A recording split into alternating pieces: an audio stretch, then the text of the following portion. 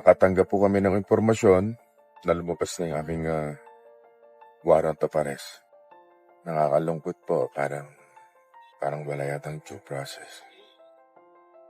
Matapos ang mahabang panahon na tahimik ang kanyang pangalan sa mga usaping legal, muling nagbabalik sa loob ng selda ang dating senador na si Bong Revilla. Kung matatandaan ninyo, naging malaking balita noon ang pagkakasangkot niya sa pork barrel scam, pero ngayon ay panibagong kontrobersya na naman ang kinakaharap niya. Hindi lang ito basta simpleng paratang dahil ang pinag-uusapan dito ay ang malaking pondo na nakalaan sana para sa mga flood control projects. Marami ang nagulat nang lumabas ang balitang ito dahil akala ng marami ay tapos na ang kanyang mga problema sa batas. Ngayong nahaharap siya sa mga kasong graft at malversation, ang tanong ng nakararami ay kung magiging katulad ba siya ng ibang preso o makakakuha na naman siya ng pribilehiyo habang nasa loob ng New Quezon City Jail sa Payatas. Pero bago po ang lahat, baka pwedeng palike ang video na ito at mangyaring mag-comment sa baba kung taga saang lugar ka para malaman namin saan umaabot ang ating mga video. Dahil napakalaking bagay na ito sa aming content creators, maraming salamat po.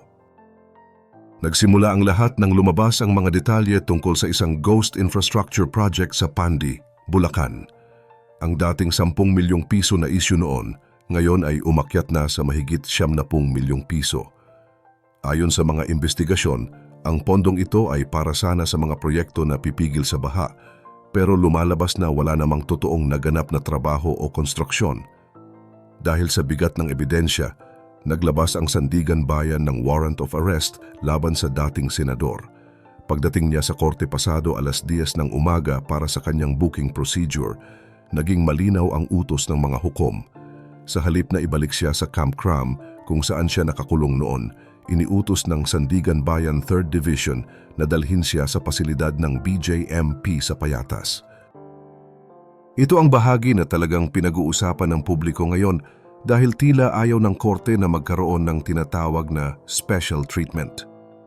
Noong una ay humiling ang kampo ni Revilla na kung maaari ay sa PNP Custodial Center na lang siya ikulong dahil sa mga usaping pangseguridad. Sinasabi ng kanyang mga abogado na baka manganib lang ang buhay ng dating senador kung isasama siya sa mga ordinaryong bilanggo. Pero hindi ito pinagbigyan ng Sandigan Bayan dahil naniniwala ang korte na dapat ay pantay-pantay ang lahat sa harap ng batas. Ayon sa paliwanag ng mga otoridad, lahat ng mga lalaking akusado na sangkot sa flood control scandal ay doon na idinedetain sa New Quezon City Jail. Kung papayagan daw si Revilla na mapunta sa mas komportabling lugar, baka isipin ng mga tao na may kinikilingan ng ating hustisya.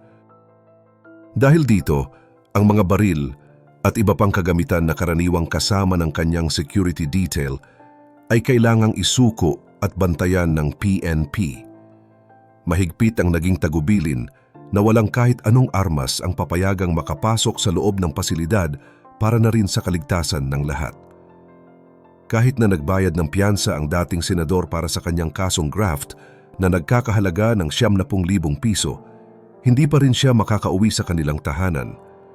Ang dahilan ay ang kasong malversation na isinampa laban sa kanya ay itinuturing na non-bailable o walang kaukulang piyansa sa ilalim ng ating batas. Kaya naman sa ngayon, kailangan niyang manatili sa loob ng selda kasama ang iba pang mga preso habang hinihintay ang mga susunod na pagdinig sa kanyang kaso. Sa kabila ng ingay ng balitang ito, mahalagang maunawaan natin ang panig ng depensa para mas makita natin ang kabuuan ng kwento. Ayon sa legal counsel ni Bong Revilla na si Attorney Francesca Senga, ang naging pagsuko ng dating senador sa CIDG ay hindi nangangahulugan na inaamin na niya ang kanyang mga kasalanan o pananagutan sa batas. Sa madaling salita, hindi ito pag-amin ng guilt. Ginawa raw ito ni Revilla dahil gusto niyang patunayan na handa siyang harapin ang lahat ng paratang laban sa kanya sa tamang proseso. Sinasabi ng kanyang kampo na excited pa nga raw ang dating senador na magsimula na ang paglilitis sa korte. Bakit? Dahil ito na raw ang pagkakataon para masuri ng mabuti ang mga ebidensya na ipinipresenta laban sa kanya. Naniniwala sila na sa dulo ng prosesong ito, lalabas ang katotohanan kung may basehan nga ba ang mga akusasyon o sadyang kulang ang ebidensya para madiin siya sa flood control scandal na ito. Ngunit hindi lang si Revilla ang nasa ilalim ng mainit na kuryente ng batas ngayon.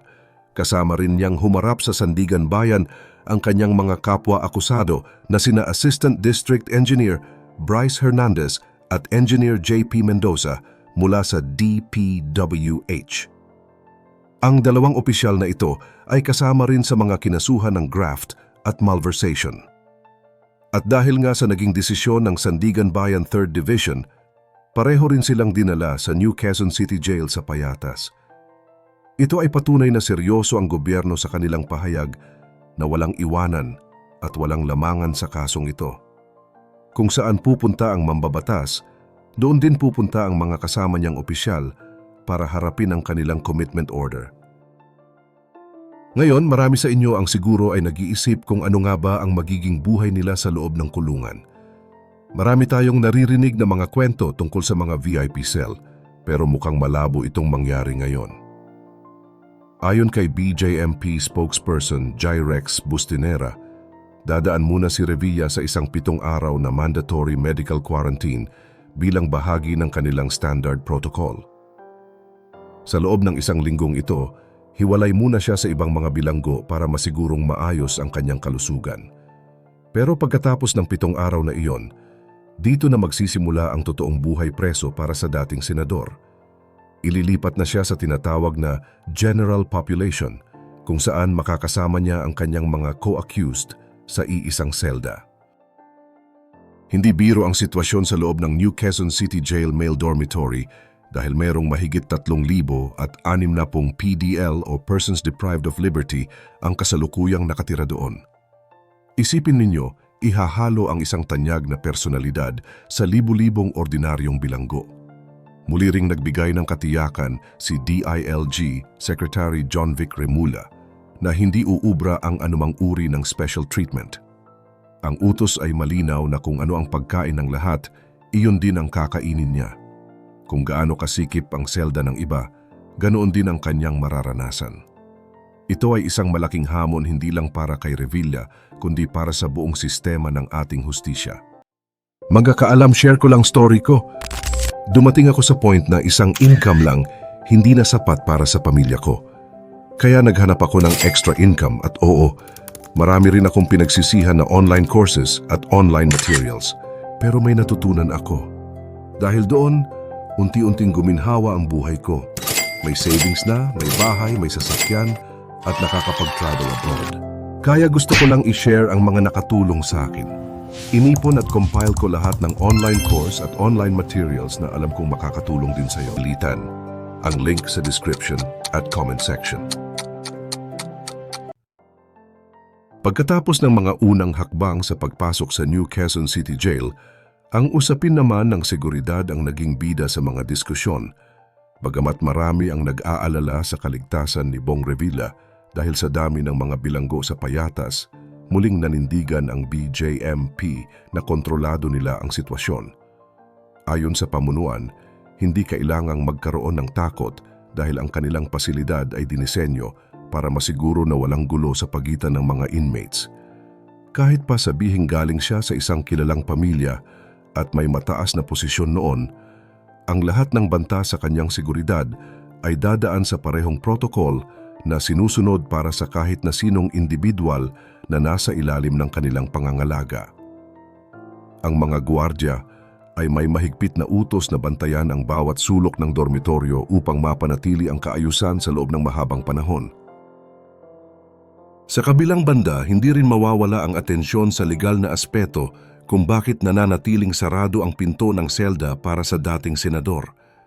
Malinaw na sa ating mga batas, may mga krimen na sadyang napakabigat kaya hindi pinahihintulutan ang pansamantalang kalayaan.